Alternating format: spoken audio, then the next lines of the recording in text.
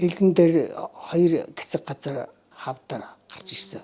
4 сард чинь ходоодны судасны болтоноор 5 сарын 20-доор элгэний болтонд орсон. Тэр их хагалгаа тэр дурангийн мессежлбар эднэр хийлгэж яхад манай эдийн насны хүн бас хүнд шүү дээ ойрхон юм шалгана.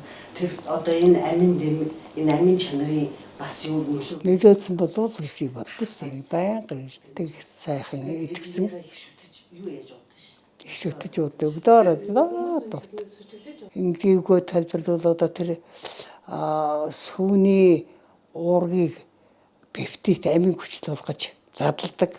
Тэгээд тэр пептид нь бол эдис очихдоо маш тэрхүү хугацаанд очиж эдис очиж нийлүүлдэг 10-аас 15 минутын дотор биеийн дэд шингэж эдис очдог гэдэг бол маш сайн том үр дүн гэж би боддог тэрнийг.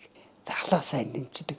Би бол захын ханаад дуулаад ханаад өрдөг гэсэн. Одоо барагтай гэж ханаад өгөхгүй. Клиниш одоо бүдүүн гойлох хажуутлынх артлынхыг татдаг байсан.